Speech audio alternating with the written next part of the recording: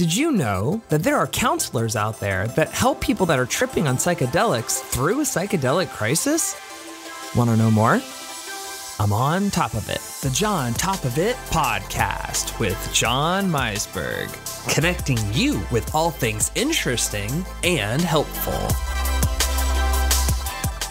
Welcome to episode number 7, where we're going to be talking about psychedelic crisis counseling. But first, you may or may not have heard of Burning Man, a temporary metropolis in the Nevada desert that's dedicated to community, art, self-expression, and self-reliance.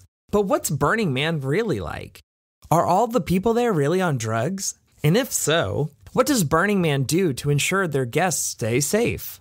Well, in this episode, you'll learn about a harm reduction organization that partners with Burning Man called the Zendo Project. Next, have you ever wondered about people that have taken psychedelics like mushrooms or LSD? What happens if someone is having a hard time with the experience and perceives it to be a psychedelic crisis? Do they just have to write it out? Or is there something that can be done to help them? Well, in this episode, you'll learn about the 4 pillars of psychedelic crisis counseling and how anyone can use these pillars to talk someone through a difficult psychedelic experience. My guest today is Seth Pearson, who is a psychedelic crisis counselor for the Zendo Project. He has experience working for several years at one of the wildest places on Earth, Burning Man. Now, not only does he act as a psychedelic crisis counselor, but he's also a self-love counselor who teaches people how they can practice self-love in their daily lives. As a bonus, in this episode, you'll learn some tips to practice self-love so you can be your best self. Enjoy. Seth, hey. Hey, John. Thanks for being on the show. Thanks for having me. So you have an interesting background. You have worked as a psychedelic crisis counselor for Burning Man. Now, for people out there that don't know what any of that is, let's break that down, right? So psychedelic, what would you say is the definition of that? How would you describe psychedelic? Well, in the case of psychedelic substances that put you in a different state of consciousness when you're on them, I would say the substances that fall under that category are psilocybin mushrooms, LSD, DMT, you could say MDMA. Well, what's interesting about the MDMA is people associate psychedelic with some kind of hallucinogenic state. But does MDMA create that? I know the guy that wrote How to Change Your Mind. Michael Pollan. Yeah. He had a specific name for them. Entheogens. Yes. So that's probably the right term to be using now at this point. But psychedelics just stuck. Yeah. So entheogens is the more accurate terminology now. I believe so. I have yet to hear a single person say it out loud. You are the first person to say it. So one of the most common psychedelic or entheogen type drugs that you see at music festivals is LSD. And something that I was reading online, a quote that people say, LSD is to the mind as the microscope is to biology, or the telescope is to astronomy. And that it can be used as this powerful tool to see our own psychological processes so much more clearly, that they are known as non-specific amplifiers, and they have the ability to bring forth what's already inside of us. So whatever has a strong emotional charge will come to the surface to be reprocessed, and a lot of times that could be traumatic, right? So then we get into a psychedelic crisis. Yeah. Or what is labeled as a crisis by some people. Mm-hmm. So how would you define a psychedelic crisis? I would say someone that is kind of not fully in control of their actions. This is a person that could potentially harm other people. In their process, they are truly disrupting others. So to me, then, there are 2 different types. There is a perceived psychedelic crisis by the person when maybe they're just having an uncomfortable experience. So it's perceived crisis. And then there's actual psychedelic crisis where they're becoming violent or maybe their health is in danger.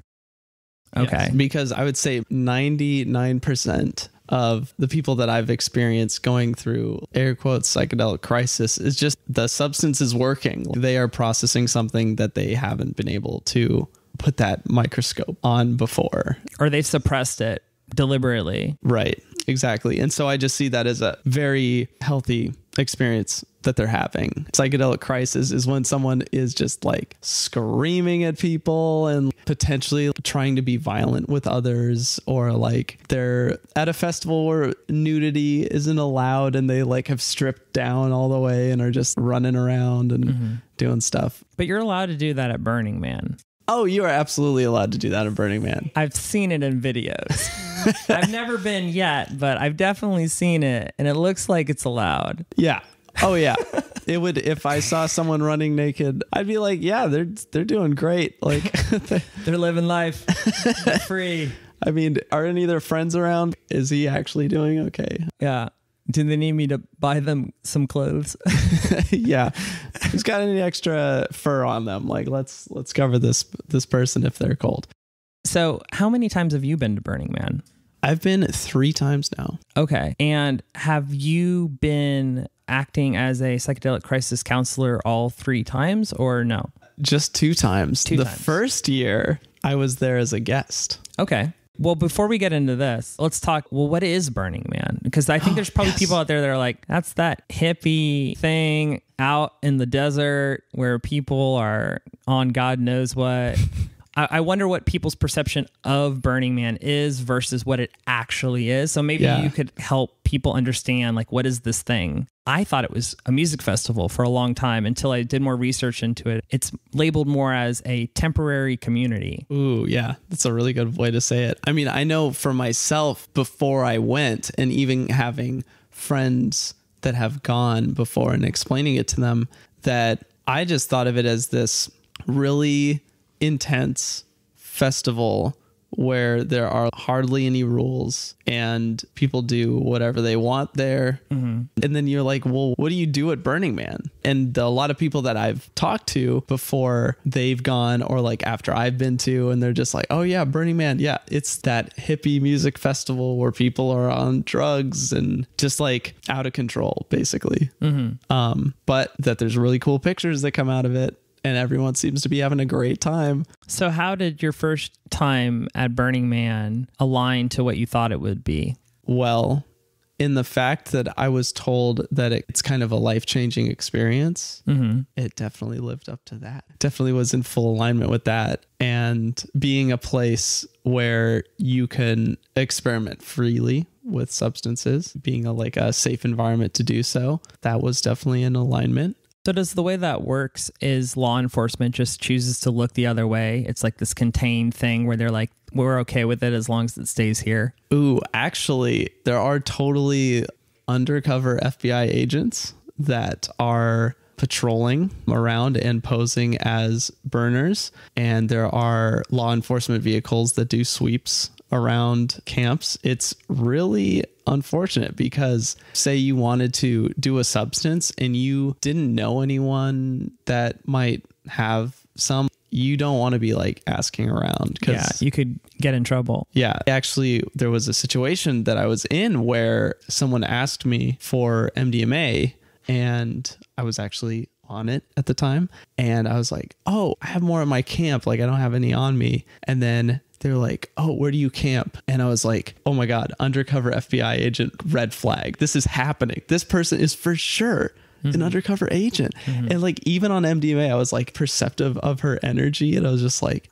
sorry, I can't help you anymore. And then she was like really bummed. And I was like, if you're at Burning Man, you're asking for drugs and someone like can't do something for you, you wouldn't be like, oh, dang it, I was really looking for, you'd be like, oh, thanks, man. Like I'll keep walking, like, and keep asking around. So like you could just kind of tell. Yeah. Yeah. And it's the only time that's ever happened to me at any music festival. That's just such a shame because, you know, people go there to have a good time. And I feel like law enforcement's role should be protecting their citizens. Right. And that's why I really like what Shambhala, this music festival in Canada does, where they focus mainly on harm reduction. And proof is in the pudding that they have banned alcohol at that festival because I guess statistics have shown that the main reason for people dying at some of these things is because they mix alcohol with another substance. And usually once you take alcohol out of the equation, these things might be uncomfortable, but they're not necessarily going to end your life. But I think that places like Canada and Shambhala are really trying to look after their citizens first and foremost. They're also forward thinking with how they not only have the testing site with anchors, but then they have the big television screens where they tell everybody at the festival what they've tested, what it looks like, and what it actually was.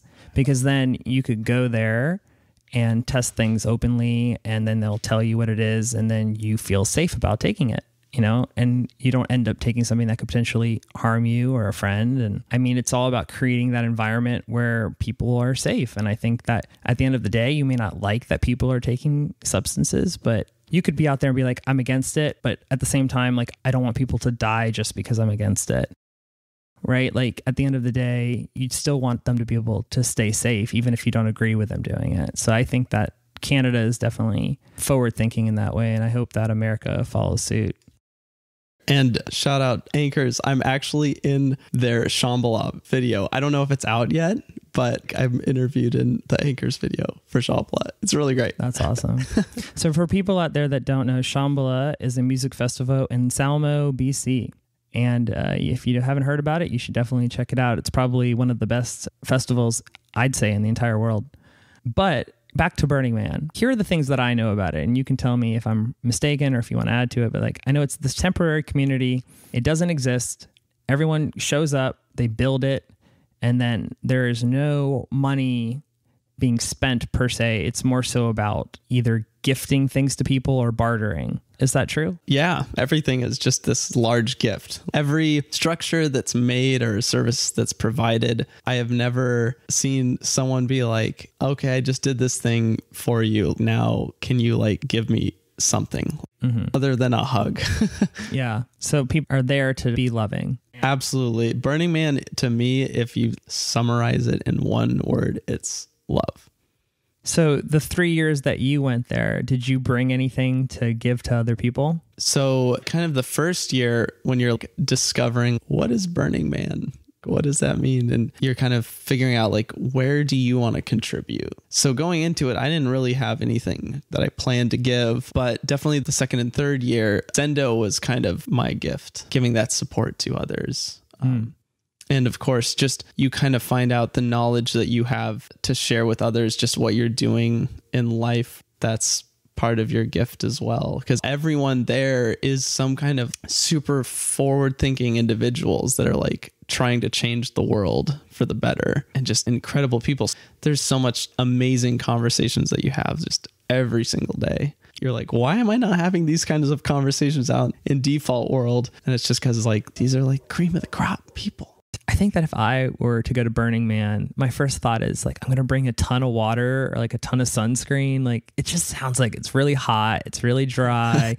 I've been to Las Vegas for Electric Daisy Carnival, and I almost had a heat stroke on day 3 before they moved the dates back to where they were all camping outside. And like, it was like 105 degrees in Nevada, and Burning Man is in Black Rock City, Nevada. Yeah, so it's also in Nevada. And I just imagine it's pretty rough on the body, temperature-wise, and staying hydrated is key. Oh, yeah. Keeping your body hydrated, your body nourished, and yeah, taking it at exactly the pace that you need to do it to take care of yourself is priority number 1. Have you ever had anyone gift you anything that is notable? When I think of physical objects, there was this necklace that someone gave me. I was actually getting a spirit reading. I believe that is what it was called. And it was these 2 wonderful women that were just healing me in different ways. These were not sexual acts. I'm just saying, but you know, they helped me find my burner name, which is Horizon. And how do they do that? Oh man. So I know there was a visualization at one point. They were just going through this visualization and coming through near the end. And they mentioned this word Horizon. And it was like, oh, that might work for you, because this was last year. This is like my third burn. Like some people, like they get their name first year, or like they come into Burning Man with already kind of their alternate name or new name or whatever you want to call it. But I just never found one that fit for me. But that did. That one, I was just like, oh my God, there it is. And so she gave me this incredible necklace that just kind of represented me finding that name as a reminder to step into my power, which has been my like theme of this last year since the burn, and it's been wonderful. Interesting. So for the rest of the interview, I'm going to call you by your your burner. That's great. Is that okay, Horizon? That is cool. Whoa. that worked. Or not. So this event, it's called Burning Man. Yeah. Why? It's because they burn this huge thing that looks like a man every year, right? Yes. What's it like to witness that? It's funny because the burning of the man, it's like going to a monster truck show. What? like it's the least Burning Man part of Burning Man is burning the man. It's like it's the face of it. Yeah. But it's not what happens there. Yeah, exactly. I remember the first year going to it, and I was just like, I'm like trying to attach meaning to it or something like that, and look for like, well, how do other people view this? And I'm like, I don't care about this. Is it like how Walt Disney World, you go to Magic Kingdom and there's the castle and everyone's like, it's the castle, let me take a picture. But like really, like you can't deduce from that people are all about that space mountain. Yes. It's like there's these other things that are going on there that you have no idea based off of that castle. Exactly. And it's like, oh, if you looked at the next night, this is someone that people don't know as much about, the temple burn. Now that's something incredibly impactful, and like that is a beautiful part of the experience at Burning Man. The temple is up throughout the whole week, and you can go to bring objects that represent someone that you've lost or someone that you want to make amends to, or just a way to honor people in your life or let go of things. And it's the only place in the world where I can walk within 20 feet and I'm instantly in tears. It's like, it's so powerful seeing all this imagery and objects that represent so much love for someone that's no longer here in this physical realm. And it's insanely beautiful. Is the reason why things are burned because it's symbolic of how this entire event is transient, that it comes together out of nothing and then it goes away. And it's like they build these beautiful structures, then they burn them, and then they go away. Do you think that there's some kind of like parallel to that? Like it's intentional? Absolutely. That's a great way to put it. And then I think the other way is simply fuck the man, fuck all the shit that you don't believe in, standing up for what you believe is right. By burning the man down, it's like defying social norms. That, yeah. Or society telling you what to do. Yeah. So you went as a guest of who? A guest of Zendo. Okay. So how do you know the Zendo Project? Do you know like the people that work for them? Well, once I went there as a guest, which anyone can do so at any time because Zendo's open, I believe, after Tuesday night, once Burning Man gets going. I think it's open 24 hours throughout the whole burn, and anyone that's having a tough time on psychedelics can come in. Just got it. Yeah. I just got what you meant. So you were exactly. So you were an attendee yes. at Burning Man. Right. And then something happened where you needed Zendo's help. Yes. And so you were there as their guest. I get it. Okay. And then the next 2 years, whatever that experience was, you found it to be such an amazing experience that you felt it in your heart that you wanted to give back and be on the other end of that peer-to-peer support structure. So let's talk about Zendo. So, okay, let me set it up. So like you've worked as a psychedelic crisis counselor at Burning Man for the last several years through an organization called the Zendo Project. So what can you tell us about them? And I also just want to like kind of clarify that it's like peer support, because as there are licensed counselors and stuff that do Zendo, but I just want to make sure that's like, I'm not licensed as a counselor. Okay. I don't want to make you feel uncomfortable, but like if you're interested in talking about what was it like for you to come to them on your first year needing their help, maybe that's the best way to dive right in is like, okay, I would love to talk about that. It's year one at Burning Man for Horizon. before Horizon was named Horizon. Yes. When Horizon was only Seth. Yes.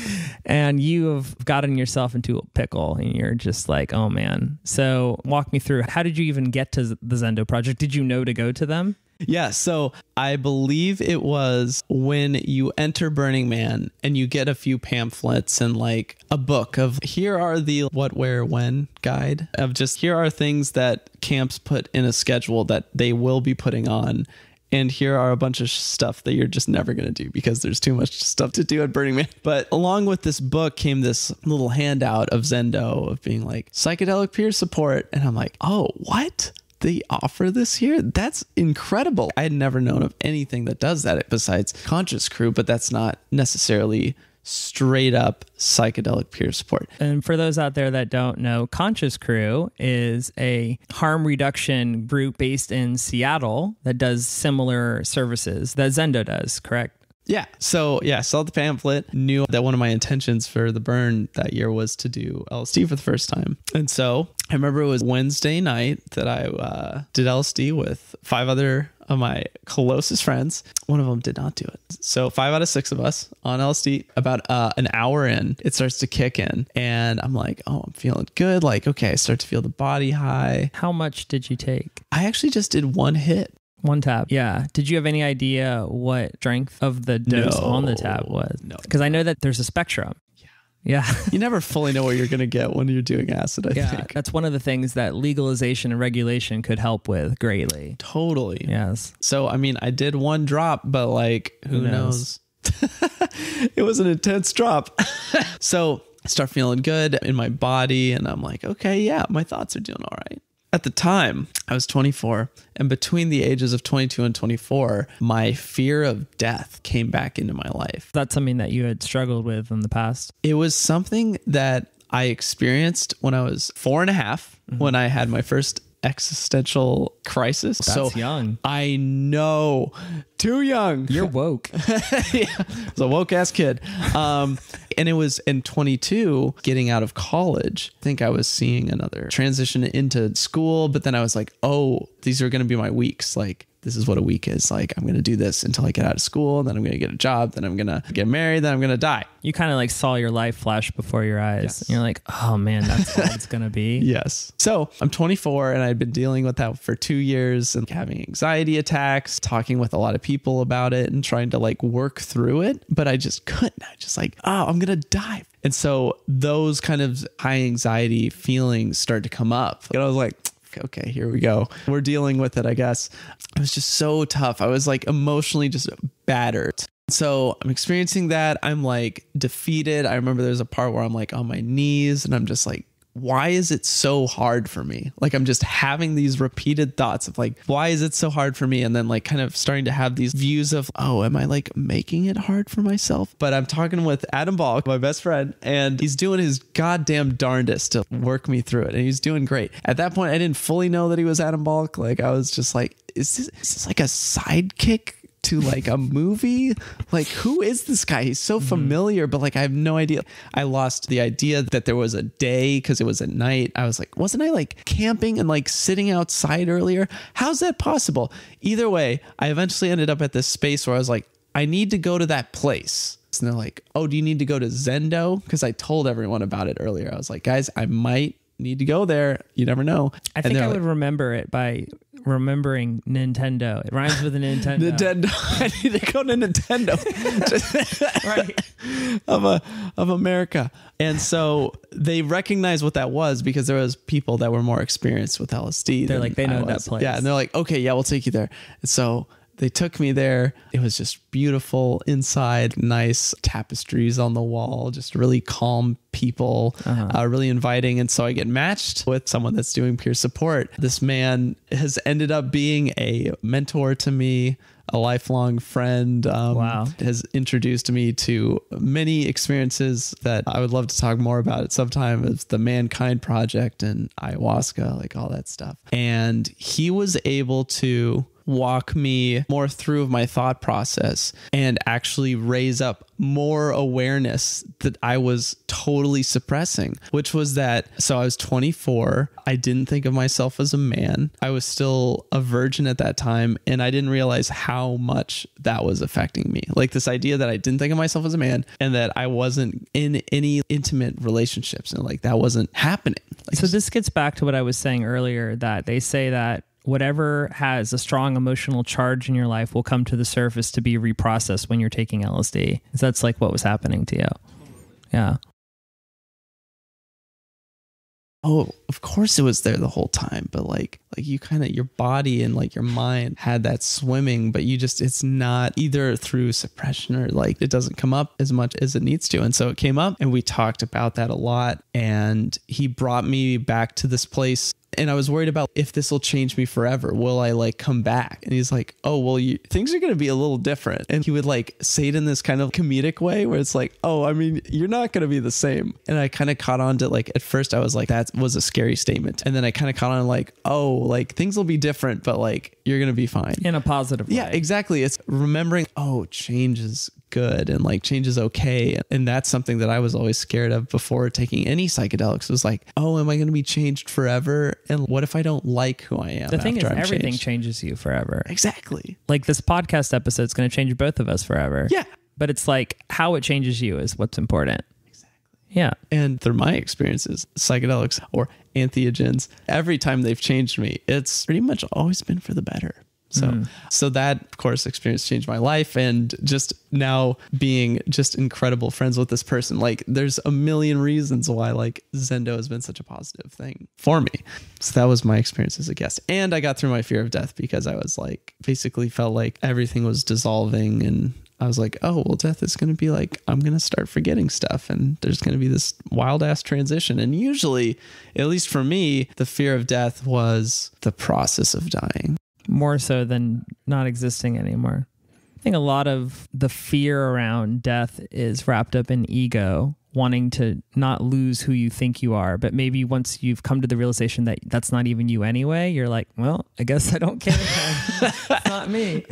That's what I went through personally through my journey. And also I've done some research on like fear of death. And one of the things that I've always heard that's brought me comfort is you have no recollection of what happened before you existed. Yes. Like, and you're not bothered about that. I was literally about to say that was like the only thing that helped me during those 2-year period was the quote on Reddit that I saw of someone saying, it wasn't that bad before you were alive, was it?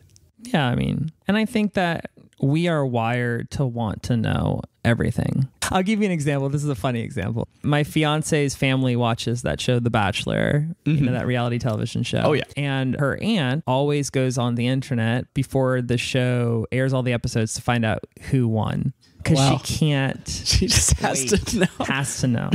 Has to know ahead of time. And then like as we're watching the show, you know, she's just like smirking about things because she knows everything that's coming ahead of time. And I think that deep down, I think we're wired that way. I think some people have more self-control than others, but deep down, like we want to know what happens after this. And so like it's totally natural, but some people say that's what makes life so special is that you appreciate every day and you don't take it for granted because you don't know for sure if everything's forever. I don't know. Yeah. Maybe it is. I don't know. I don't know. I think you just do the best with the information you got and make the best of it while you're here. And then we'll see what happens. Oh, we'll see what happens. Yeah. Anyway, so you had this life-changing experience as a guest with Zendo. And so you decided, I'm going to sign up next year and volunteer to be a psychedelic crisis counselor. And you've done that for the past 2 years, correct? Yep. Awesome. So maybe I can read a few things that I saw on their website, talking points that we could discuss. I read on their website that they said this year, millions of people will use psychedelics outside of a supervised medical context where many of them will be using it for the first time. Taking psychedelics can result in overwhelming and uncomfortable experiences, more likely with high doses amongst first-time users and without adequate preparation or setting. So that's a lot of potential people that could end up feeling at least like they're in a crisis, even if it's not. Right. And a lot of those people show up at Burning Man.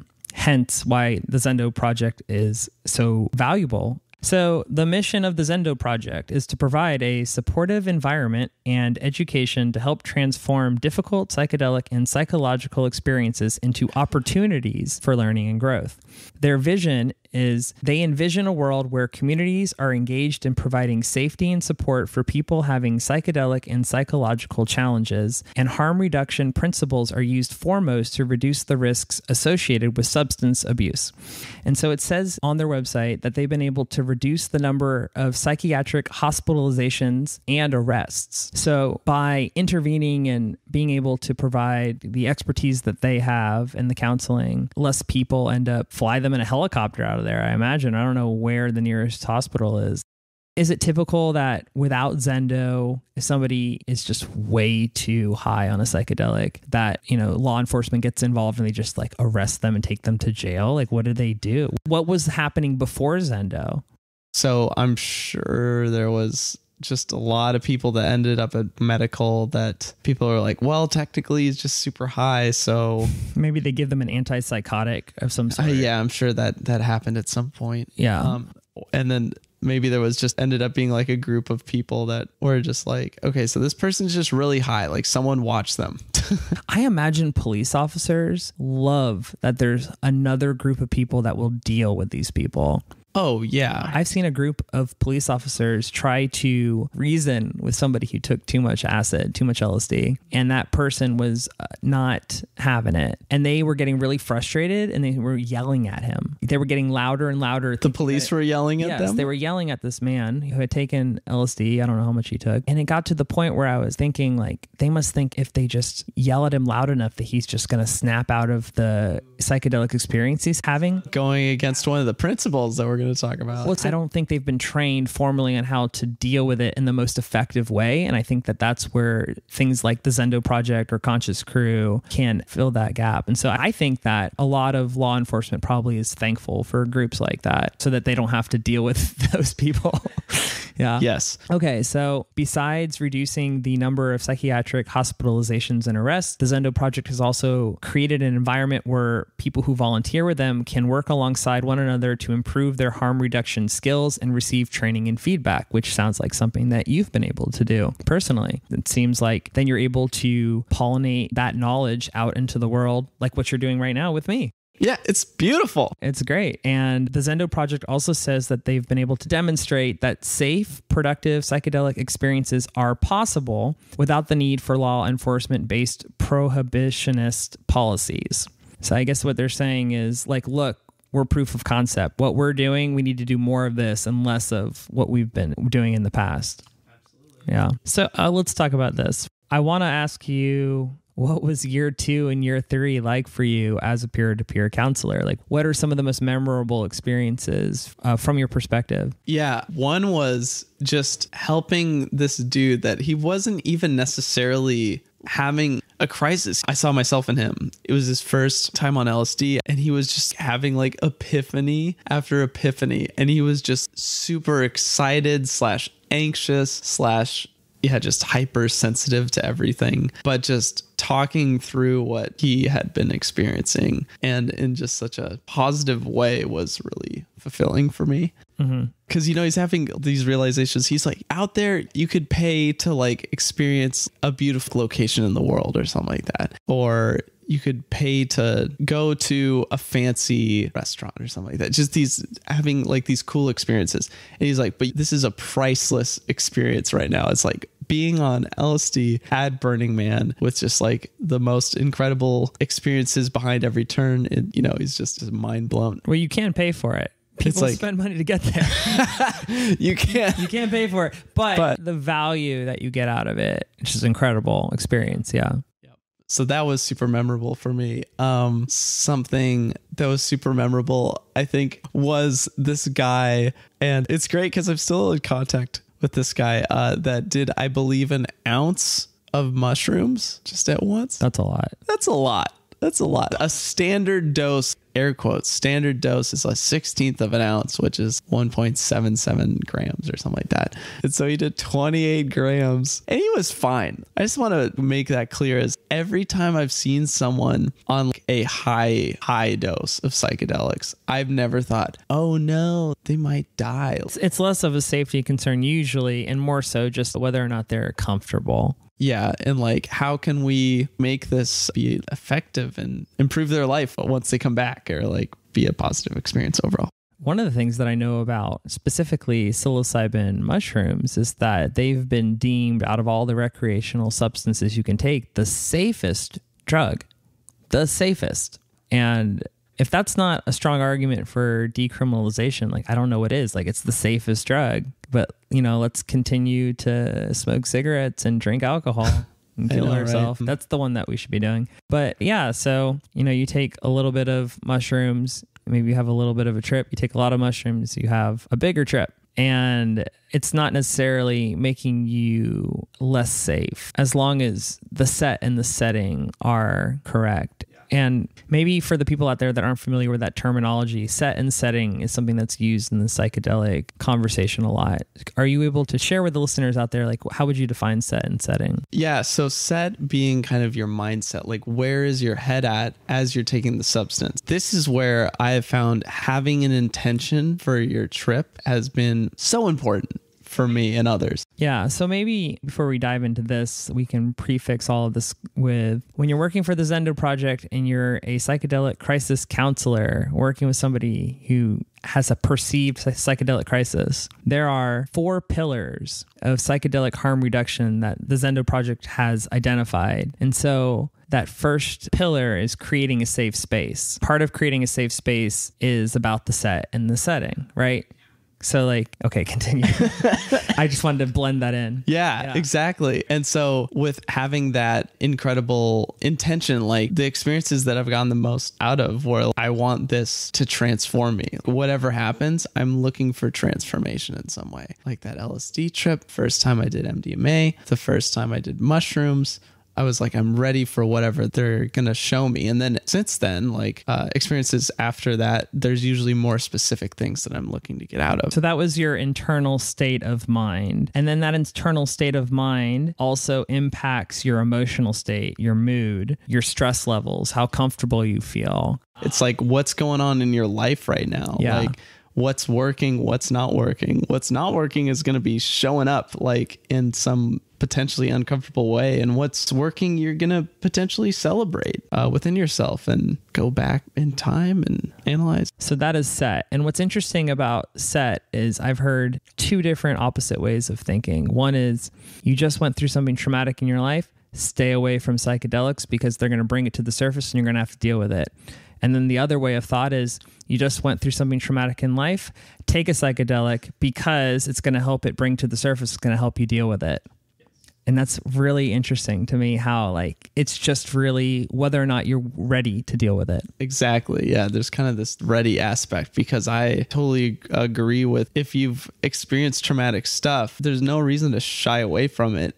Can I tell you a quick story? Please. An ex of mine, her grandmother passed away, and I remember her not mourning it too much. I remember her feeling sad about it when she found out when she had passed away, but didn't really hear a whole lot about it. And then I think 3 months went by. We didn't hear a whole lot about it. I assume she must have suppressed a lot of her sadness about it. And then, one day we were hanging out with some friends and she had taken mushrooms, and someone had the great idea to put on Christmas music. It was in the middle of July, and it was actually fun. You're on mushrooms and you hear Jingle Bells and Frosty the Snowman. It's funny. It's like, oh yeah, I love these songs.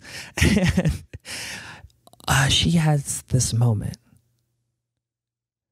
She has this moment where she says, I used to listen to these songs at my grandma's house every year for Christmas, because that's where I'd celebrate Christmas. She's like, oh my God, my grandma's dead. I'm never going to see her again. And she starts crying in the middle of our little party. And I remember freaking out. I was like, oh no, this is the beginning of that bad trip I've heard all about. I'm like, this is the beginning. I can see it happening. and I start to get panicky. So I change the music quickly and I start trying to change the topic. I don't try to talk her through it. I try to talk her down because I didn't know better. And after about 30 seconds of trying to change the channel in her mind, she goes, "Stop. I need this. Like, I needed to have this experience. I needed to feel sad about it. I needed to mourn her." I think the mushrooms allowed what she was suppressing to rise to the surface and to deal with it, to process it. I remember the next day her saying, like, "I really needed that and I feel a lot better." That's pretty cool. That's awesome. Yeah. I love that. I love that. That's exactly showing the power of these substances. Full circle, that ties back into, there's two ways of thought. One is, if you've gone through something traumatic, these things can potentially really help you work through it. And that's part of your set, your internal state of mind and what you've gone through. But let's talk about setting. How would you define setting? For set and setting. Yeah. So setting is kind of where and who you're doing these substances at and with. Mm-hmm. So say you're doing mushrooms for the first time and you want to do it at Pike Place Market in Seattle, Washington, mm-hmm. where it's bustling and you don't really know anyone or how it's going to affect you and how it's going to affect you. And you're kind of in a city where you're kind of more cramped. You might have kind of a tougher experience because you're constantly distracted. Maybe if you have social anxiety, like that's amplified because you're in that environment. Can I tell you from my personal experience? Yeah. Being at a music festival is such an overwhelming experience for the senses, like the music, the lights, the Hazarai. It's just like the whole thing is just like stimulus overload. And it's incredibly distracting to the point where I found there isn't a whole lot of time to think about, oh my God, I'm going to die one day. Yeah, totally. Whereas maybe you go to Discovery Park and you take a walk through the forest and you're all by yourself. There's a lot of time for contemplation there. Yep. Good and challenging. Yeah. Yes. Because you're out there. All you have is yourself, potentially, or another friend. And yeah. So just from what I've experienced, some of the most beneficial experiences, I've been by myself, but they've also been the hardest. Versus when I'm listening to music and I'm having a great time and I'm dancing around, I just feel like the distraction keeps my brain from going down that path. Yeah. But that's me. I don't know. Yep. I totally feel you on that. But Pike Place Market would probably mess me up. Yeah, I would never do that. That sounds awful. I'm from Florida. I'm not originally from Washington. I remember in college, I would hear friends of mine talk about, oh, we're going to go take mushrooms and go to Disney World. I'm like, whoa, that sounds really overwhelming. I'm like, I don't know if you're going to be able to handle that. They're like, oh yeah, it's going to be great. I mean, I'm sure it was fun, but there's no Zendo Project at Disney World. No, this like Goofy's not going to be able to help you in that way. Like he's not even going to talk to you. Like you're going to want to communicate with him. But you tell him and then he takes his head off. You freak. What are you talking about? You're not Goofy. Is Goofy even real? Put Goofy on the TV, please. My name's Steven. I've been working here 43 years. I'm going to take you to security. Okay, Steven, I'll comply. Okay, so but full circle. So we know what set is, we know what setting is, and that these are things that are important in order to create a safe space. A safe space, it's one of the 4 pillars of psychedelic harm reduction. Yeah. Right? Okay. And so like the first time that I ever experienced a psychedelic, 4 of my friends called me up. They're like, hey, we're going to take acid and you're going to take acid with us. And I'm like, am I? And they're like, yeah. And I was actually super anxious about it. I'm like, oh, it's like the same reason you feel anxiety about death. Like, I don't know what's going to happen. Right. The unknown. Yeah. But I'll also say that day was one of the best days of my entire life.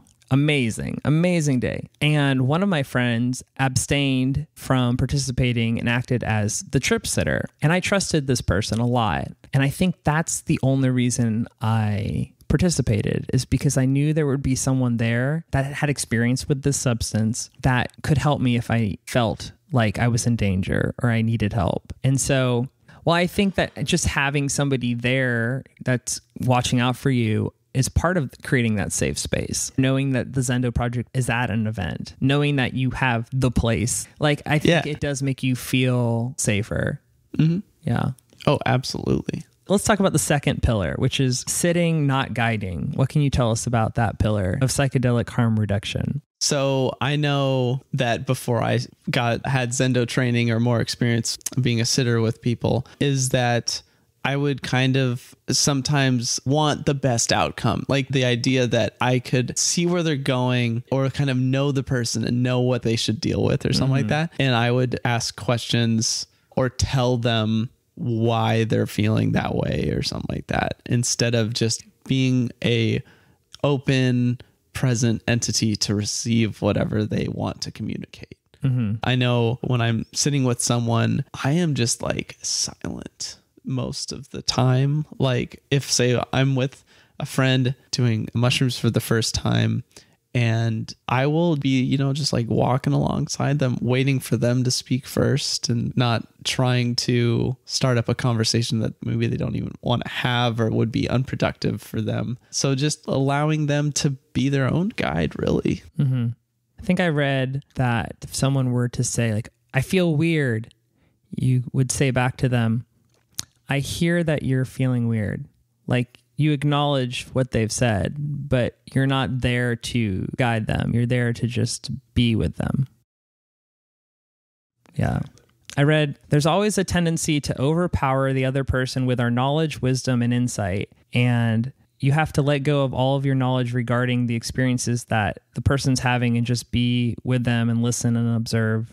I don't know if you've heard this, but someone put it that you're kind of acting as a spiritual midwife. I like that. That your role is to basically just be patient and quote unquote catch whatever comes up and to intervene with the natural wisdom of the individual psyche as little as possible. So you're supposed to sit there and not guide them through. But that said, there are still times where it might be appropriate to say something. Yeah, I think at that point, it's about asking kind of more open-ended questions, because that kind of moves things along. So just like what that quote said, you're picking up what they're putting out there. And so you can like say someone said, I'm feeling anxious. And it's like, what do you think is making you anxious? You kind of go in this kind of almost coaching role of where you're never telling them what to do. You're just posing the questions. And as being someone in peer support in psychedelics, you're just kind of honing that skill of asking really great questions. And so I just always keep that in mind of like, I see that something is up for them. Let's explore that, and allowing them as much space and time to respond to that as possible. So the 4 tools that can be used is breathing, validating, mirroring, and affirming. So affirming, I think we talked about, where it's like you're affirming whatever they're experiencing, or validating, it's like, I hear you. And mirroring is kind of... Mirroring can be like a posture thing. If you're like sitting next to someone and they're like cross-legged, helps if you go cross-legged as well. If they're down on the floor, you get down on the floor. Yeah. Or if someone's angry, you can kind of match that energy and be like, oh, yeah. Because it helps with the validation. It's like, oh, yeah, that sounds like really intense. Like that person that you're mad at or something that's not working out in your life. Like, I get it. Yeah. And then breathing, that's just like reminding them to breathe, I guess. Ooh, yeah. Subconsciously, definitely reminding them to breathe. Keeping yourself, of course, calm in those situations. Something shows that time is passing. Something that you mentioned earlier is the first time that you went to the Zendo Project as a guest, that you were like, am I going to be stuck this way forever? Yeah. You felt that way. Yes. So one of the things that I read about is like the most common felt threat to sanity is the feeling or experience that one is going crazy, losing their mind, or that this will never end. So sometimes just reassuring the person that this is an experience that millions of people have had, and that this experience is only temporary and will end soon, that can sometimes be enough for them to feel a lot better. Absolutely. Just having someone be that reminder. Yep. I actually have a great story to tell you about this too. Like really short. I went to a music festival, and as we were going into the festival, there was an O'Reilly's Auto Parts sign that you could see visibly above the fence. They had the whole thing fenced off, but you could see this big O'Reilly. Are you familiar with that? Oh, yeah. O'Reilly Auto Parts. Ow! Yeah, that place. That place. And I remember seeing it, and my friend and I were joking about it. And then later on that night, I was like, tripping. And I had a moment where I was like, oh man, this is a lot. This is a lot to take in. And I was telling my friend, like, this is too much. Like, I kind of want it to end. And then I saw the O'Reillys and I was like, it's like, that's right. Reality is out there. And like all the craziness that's happening inside of this festival, it's artificial, and this thing will be over tomorrow. And then I'll go back out there and there'll be an O'Reilly's. That's amazing. The O'Reilly's began to represent that I'll go back to the real world. It grounded you. It did ground me. And so that's like now my thing is like O'Reilly's represents that these things are temporary. Do you have like a little necklace, a little O'Reilly's? I should get a perler. Yeah. That would be great. Anyway, sitting, not guiding. But full circle for that is, sometimes just reminding somebody that you're not stuck this way, that it'll end eventually. That can be a lot of help. Super helpful for me. That's for sure. And I would be like, I don't know if I trust you on this, but I'll go along with it for now. Okay, so out of the 4 pillars, we have covered 2. We've covered that the first pillar of psychedelic harm reduction is to create a safe space for the person. The second pillar is to sit with them and try not to guide their experience. The third pillar of psychedelic harm reduction is talk them through their experience and not try to talk them down from their experience. So can you share with me what that means to you? Yeah, I want to give an example of a time that I tried to talk someone down and it didn't work. And that was, here he comes again, Adam Balk. It was his second time doing MDMA. He had done MDMA the previous day at Paradiso. It was his first Paradiso. And we were in the middle of the crowd. Snails was playing and he was just starting to come up. And so Snails, really intense dubstep. And he was feeling super uncomfortable. Like he was like hot. He was like kind of feeling claustrophobic with all the people around him. The music was intense. We needed to get a water refill. I remember he's kind of freaking out and he's not feeling great. And this is when I was super inexperienced with sitting people. And I remember saying the words, "It's just chemicals," like going through your mind. And how that just made things so much worse. Being like, I'm going to try to use logic on you. Like, It wasn't working. just wasn't working. He eventually kind of flipped and was having a good time again. But I was totally tried to talk him down. I wasn't saying like, oh, well, like, yeah, that sounds tough. Why do you think you're having a tough experience right now? Like, and then like hearing what he has to say about that. And it's like, oh, why that, just kind of moving things along. So it's very important to let people have the experience that they're going to have and not try to control the outcome. Just like with sitting, not guiding, those two are very close to each other. Mm-hmm. As long as their life is not in danger. Yeah. You allow them to go through it. Exactly. Yeah. Like, I'm sure you could talk someone down a large tree. That's probably a good idea, but Small tree, you can stay there. yeah, you're going to be fine. So I read, sitters are taught to understand that there is a natural process going on in the mind of the affected guest that's on a psychedelic, and that sitter's job is to just simply let the guest experience it with as much safety and comfort as possible. And that we live in a world where emotional discomfort is suppressed with all kinds of drugs and behaviors, and that these psychedelics are giving these people, I'm calling them guests, but these people, yes, the opportunity to instead go through that discomfort and find out what's underneath it. And so I think I read an analogy, like it takes a storm for a seed to grow. Nice. That you have hardships in life, and what is more transformational in a positive way than those hardships? I think about my life, and the hardest things that I've gone through are the things that, looking back, I'm the most grateful for. Same here. And it's the same goes with these tough psychedelic experiences. Some of the hardest moments in them created the most beautiful outcomes. Yeah. But that's why probably better to not do it at Pike Place Market. Yeah. I still will recommend that there are optimal ways of having these experiences. No doubt. Yeah. I was reading that Zendo's project's mantra is trust, let go, be open, breathe, surrender. I think about all of those things when I am on psychedelics. Yeah. Well, I think it embodies the 4 pillars. Yeah. But then I was wondering if they intended that mantra to be for the counselor. Ooh. the attendee of an event, or maybe both? Yeah, I kind of think it's both. At least both of those resonate for me when I'm on a psychedelic or if I'm sitting for someone, because yeah, that's interchangeable. Absolutely. Well, in peer-to-peer counseling, whether both people acknowledge it or not, you're helping each other in some capacity. Oh my gosh. Yeah. It's like when you're helping someone, you're helping a part of yourself. Like every time I'm helping someone, I just see myself and I'm like re-healing a part of myself. Yeah.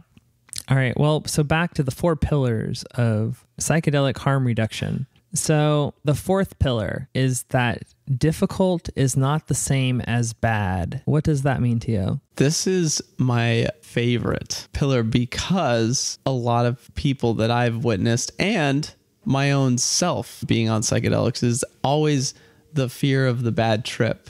I heard this one guy had a really bad time. I heard this girl had a really bad time when she was this.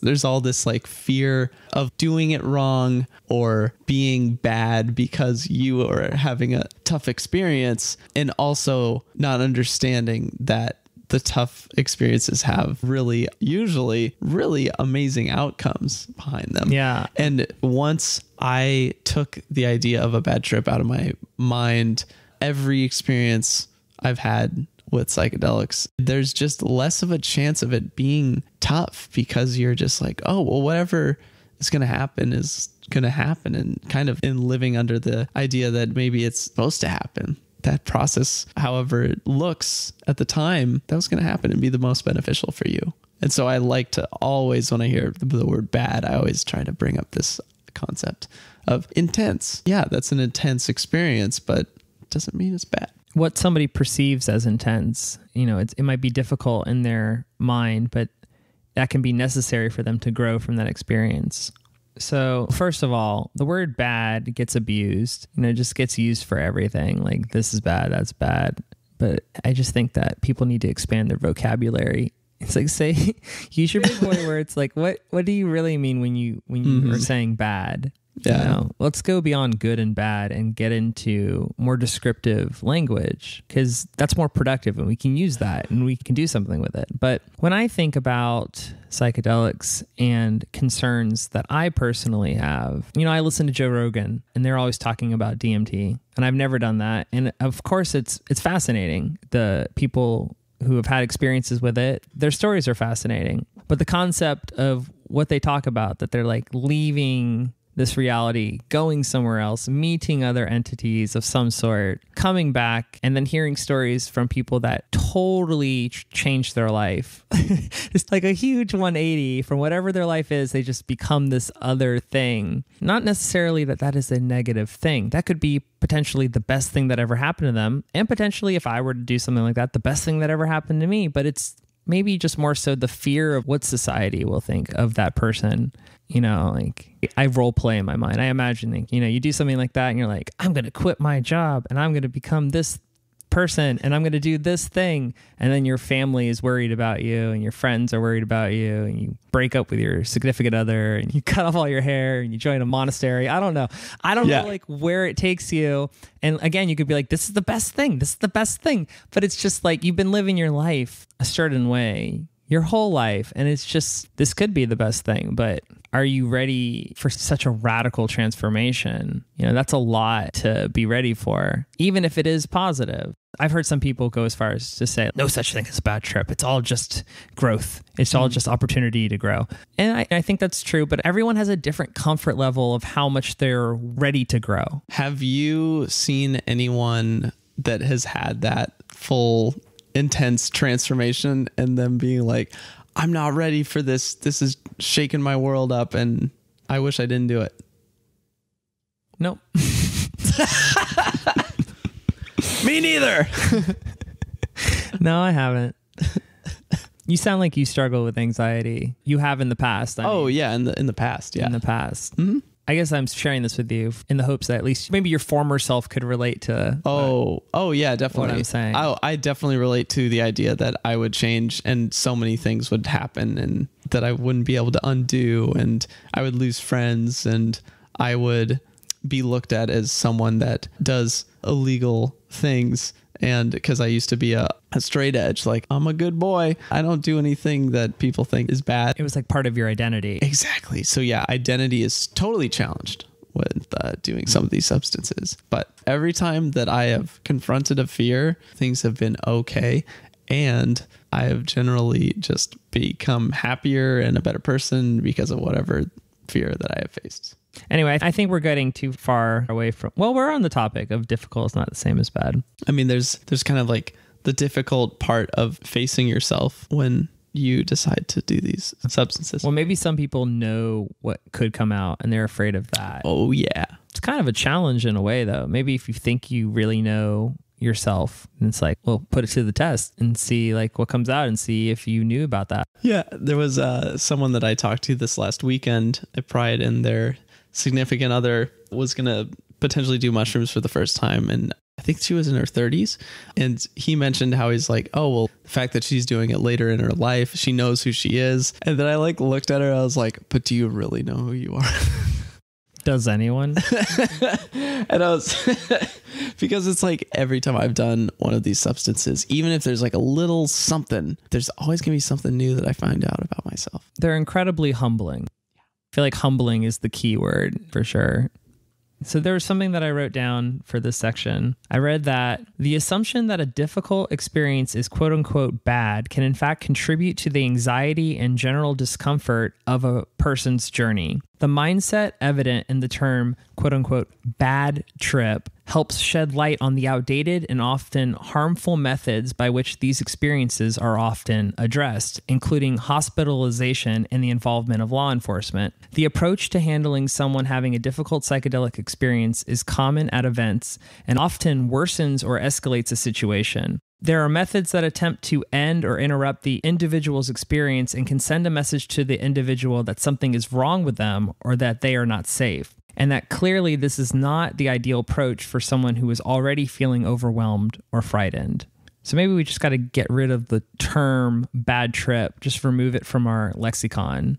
Just like anytime I'm all for it. Anytime you hear someone say that, you can counter it by saying that it's not a bad trip, it's an opportunity for growth. That summary was so good, by the way. That's like, oh.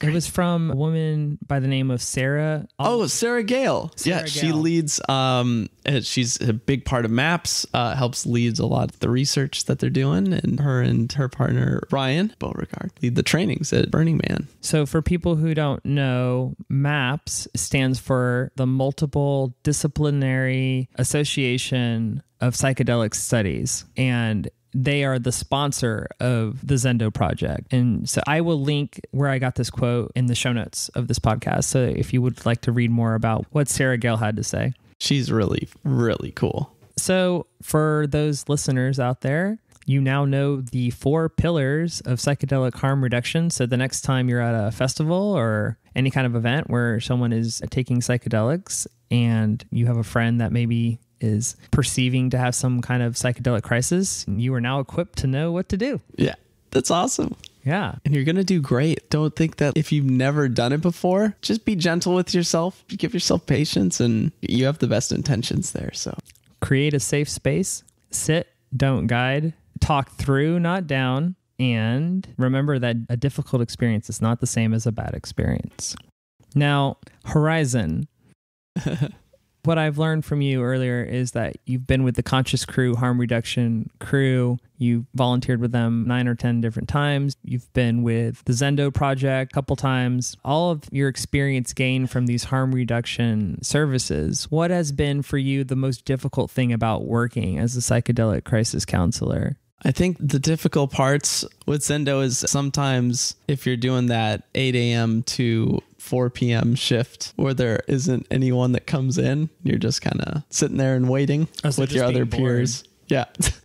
But then there's just also, you're doing a ton of active listening. And I pride myself in being a great listener, but even sometimes you run low on your own cup and you need to take care of yourself. You got to tag out. Exactly. And what's great about Zendo is since most people are on mushrooms or LSD or MDMA, you get less people that are just have been drinking a shit ton and are super drunk. I have found, in Conscious Crew, I experience more people that are drunk, and I don't enjoy drunk people that much. much. Yeah. And especially people are hardly learning something while they're drunk, other than they're like, I'm never going to do this again. And then they do it like a week later. And then they black out and they don't remember anything. Yeah, exactly. And it's like someone that's like looping on acid in front of me is extremely interesting. Someone that's repeating themselves while being super drunk is just the most annoying thing in the world to me. Yeah. So I think anyone that's super drunk is, I think, my least favorite part. Some other experiences that I've read from other people that have taken on this role as a psychedelic crisis counselor is that it's difficult when you don't know what somebody's taken, when they thought that something that they've taken was one thing, but it turns out it was something else, or they don't know the purity of the substance. So they have to kind of guess what they're on and what's going on inside of them and work with them regardless.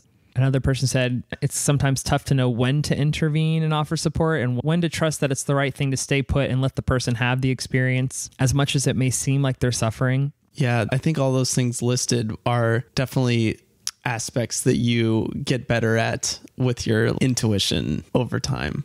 I imagine for me, if I were to take on this role, one of the things that I would want to make sure that I did a really good job at is knowing when a psychedelic crisis counselor is what this person needs and when I need to get them to medical. Oh, yeah. Mm-hmm. You know, knowing the difference. And maybe sometimes knowing the difference can be challenging. Yeah, you don't want someone like passing out on you that they haven't been drinking enough water or something like that. Mm-hmm. And you're like, oh, well, shoot, I thought they were just taking a nap. So does the Zendo Project, they partner with medical at Burning Man and they have a process for transferring people if they think it's necessary? Okay. What's great is that there are usually rangers walking around and they have radios straight to medical, and usually they're around Zendo as well. So there's multiple times in which someone that's having an intense experience will be like found or brought to medical. Yeah, which is great. So I was also going to ask you, I've asked you, what's the most difficult thing about working as a psychedelic crisis counselor, but what about the most rewarding? God, one of my favorite things in this life that I love helping others to do is transform their lives into something that they never thought possible. And for myself, psychedelics have been some of the most transformative experiences. And it's just an absolute honor to help facilitate transformation. It's like people are doing the work in 4 hours that would take someone potentially years of therapy to get through, or like find that motivation in life to like do the thing that they actually want to do, or just make a real impactful positive change in their life. It's like that level in Mario where you run across the whole level on the top and then go in the warp pipe and you're at the end of the game. Yes.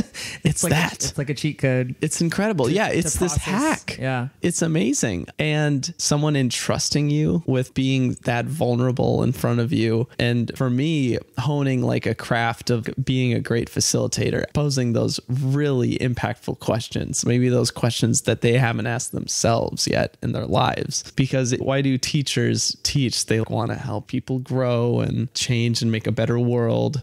Why do people do therapy? They want to help people heal and live happier lives. And well, I think that a lot of people start off pretty selfish and self-centered before they've had some of their psychedelic experiences that have led them to believe that we're all one.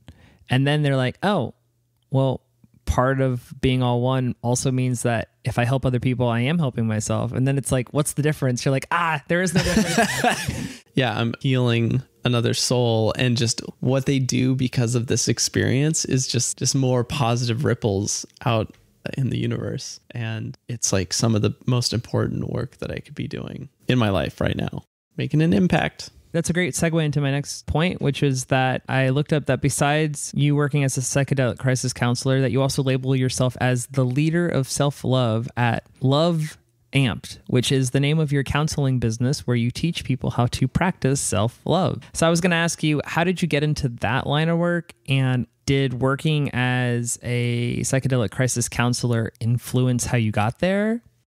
Oh, yeah.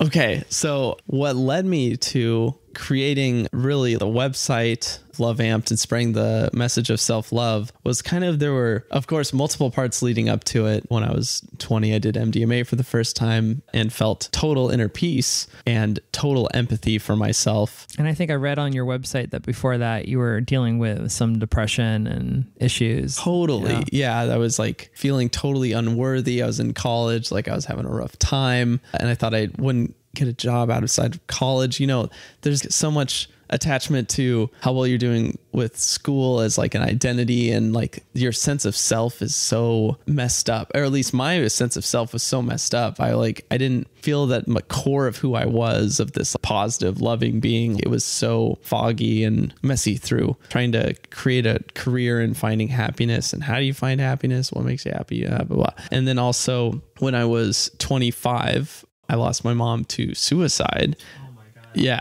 And, I'm sorry, man. oh, thanks. Yeah. That's rough. Yeah. So wait, how old are you now? I'm 27. So this was 2 years ago. Yeah. Okay. Still pretty recent, but obviously those that go through suicide, there's multiple reasons why it happens. And it's usually a lot. Death by 1,000 cuts. Yeah, for sure. But I think there was like totally a core of, if everyone fully loved themselves, like there wouldn't be these situations that happen. And I think there was a lot of stuff that my mom even hid from myself and my father, of like certain things that she would go through. But so that was another part. That's when I created the website, because at that point I had already been kind of facilitating, helping others transform their lives into having a better life.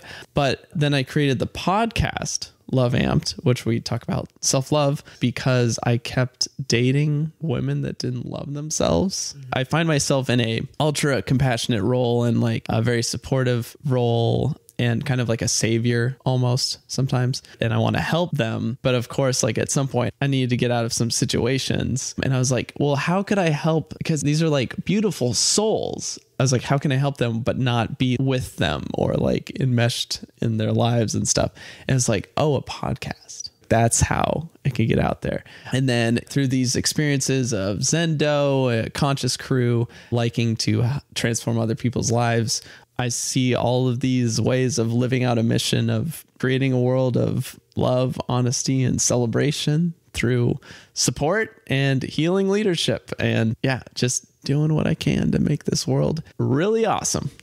First of all, that's a very powerful story. And I think it's amazing that you have so much love to give and share with other people. How would you define self-love?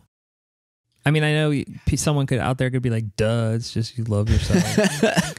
Next question. Yeah. But I mean, like the first thought that I think about is I have friends that they make self-deprecating jokes all the time, but literally all the time. Yeah. And it's like at a certain point, you know, it's like a symptom of a root cause, which is they do not like themselves. And they have a great sense of humor. Like the jokes they make are funny, but like sometimes you're just like, man, are you okay, bud? Yeah, the jokes are a great shield. They're a great. So, some of the most sarcastic people that I've ever known have been hurting the most inside. And it's sad because on one hand, it's like, I love sarcasm, but then it's like, if it's your only way to communicate, like, and I'm your friend, I worry about you. Mm-hmm. And I worry about comedians as well. Yeah, I mean, look at like Robin Williams. Yeah, there's some going on. But I define self-love as, especially once I experienced inner peace, I was like, that's the goal, is like inner peace within yourself. Like there's this voice inside of your head that we all have that can, for others, be super negative inside there. And I know for me, and I still struggle with this, is the voice inside my head will like say, oh, when you don't do something perfect, it's like, oh, you're dumb. You messed up. Look at you. Of course you did that again. You'll never achieve certain things. So there's like kind of this negative voice aspect, and self-love is being who you are. Acceptance of yourself and not letting other people's opinions of you define you. And having this high sense of self, knowing who you are, and like loving what that is, not being, oh, I'm who I am, so fuck y'all. Or it's just like, oh, I'm Seth, or I'm John. And I'm just like, this is who I am. And that's perfectly fine. Like whatever outcome of life is, I'm me. And just having that compassion towards yourself. in situations. What do you personally do on days where you don't feel that way? Ooh. Like a day where like something is triggering you to not have self-love. How do you course correct yourself?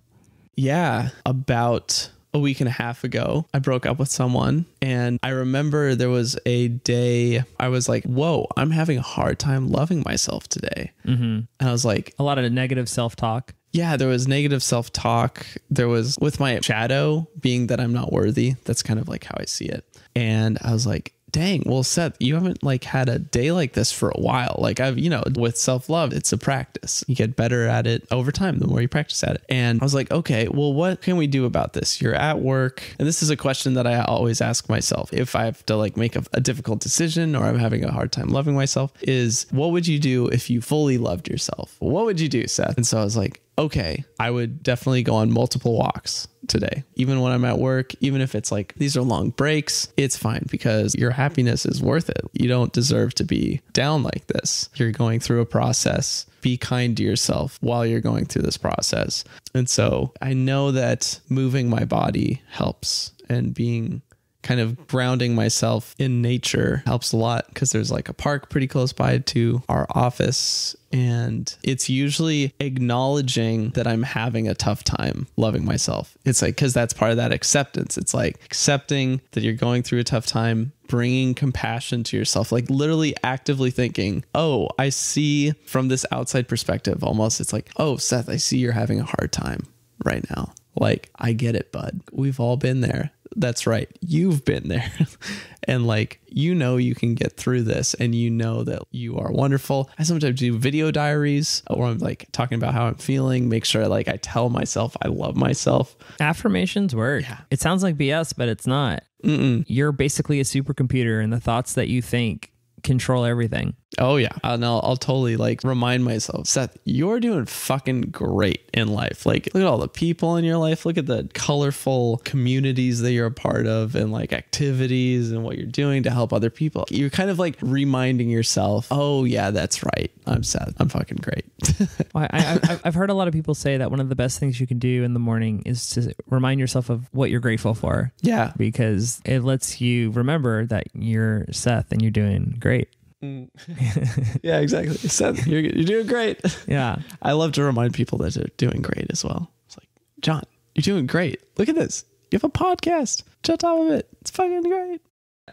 I was going to tell you about something. I'm probably going to butcher this, but I just saw this video from this woman. I think her name is Mel Robbins. I saw her on this YouTube channel called Impact Theory. Really great YouTube channel. You should all check it out if you ever get a chance. But she was a guest on this YouTube channel, and she shared this thing called the 5-second rule. And in relation to what we're talking about, like negative self-talk, you tend to be someone who ruminates. How do you snap out of it? So you can redirect what's going on in your mind. You can redirect it so you shift from one mode of thinking to a different mode of thinking. When you count 5, 4, 3, 2, 1, go. She actually says go because she thinks about like a NASA spaceship taking off. She's like a countdown to a space, but she'll go, anytime you're in a situation where you're having like negative self-talk, if you go 5, 4, 3, 2, 1, go, that can change the mode of thinking in your brain. So there might be something to using that with negative self-talk and trying to overcome it. Because it's like, I think that for me personally, I have ADHD. And I have a lot of thoughts going on all the time. And one of the challenges that I have with meditation specifically is it can be uncomfortable because I just have all these thoughts and I just have to accept all of them and let them pass through. But it's frustrating sometimes to feel like I'm out of control. I'll tell other people that are friends of mine, like, what's it like for you to think? What's it like for you to exist? Because like for me, I'm like always thinking about lots of things. And this technique is kind of interesting because it's saying that you can use it to try to take back some of that control. And now I just immediately want to try it. Did she have an example of like, oh, so I have this, give this example of this negative tapes that are played back. It's like a negative thought pattern. Mm-hmm. And it's like, okay, I'm in the negative thought pattern. 5, 4, 3, 2, 1, go.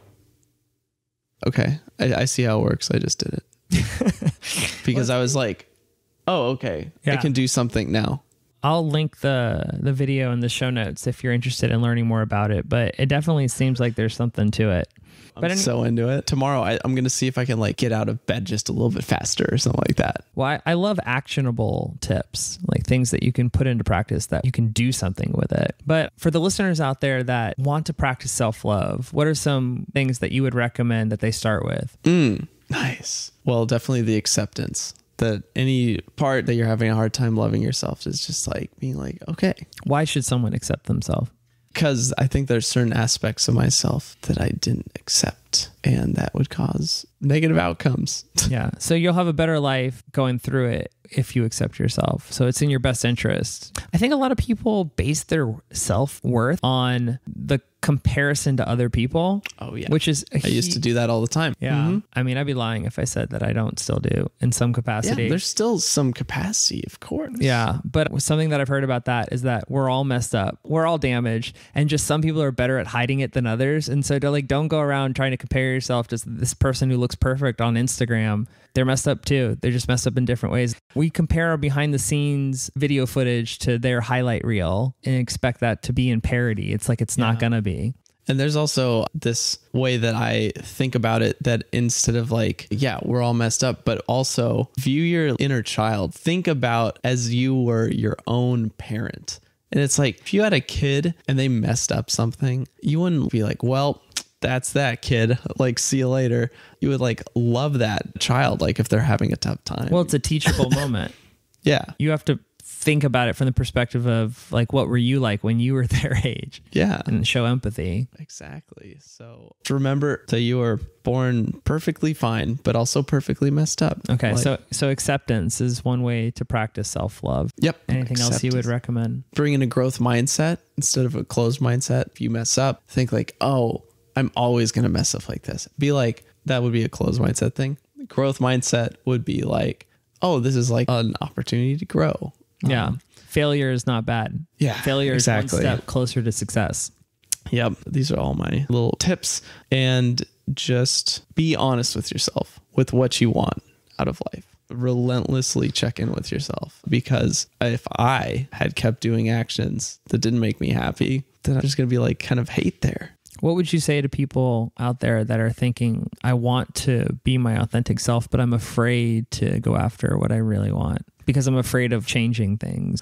You know, I think fear keeps people from living their authentic self.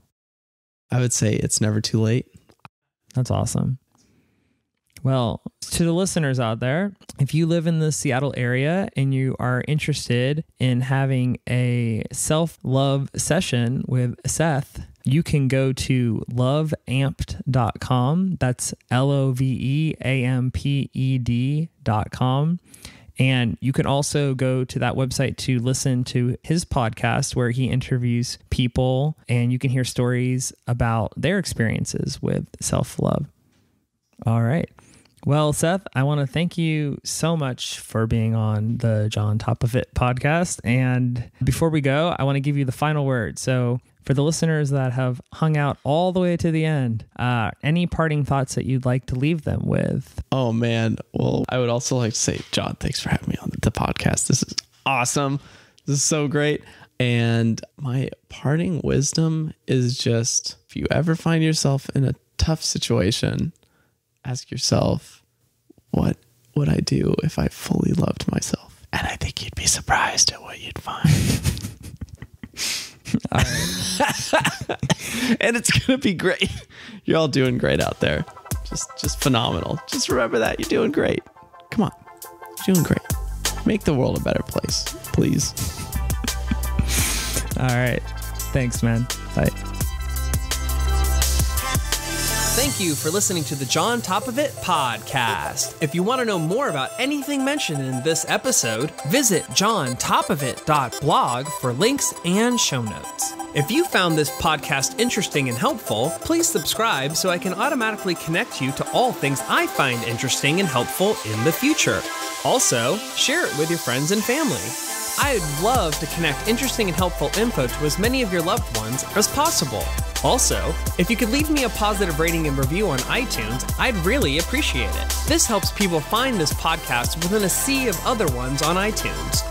Finally, what do you need help with? Or what do you find interesting?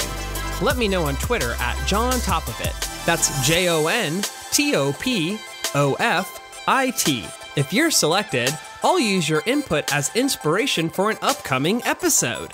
That's all for now. See you in the next episode.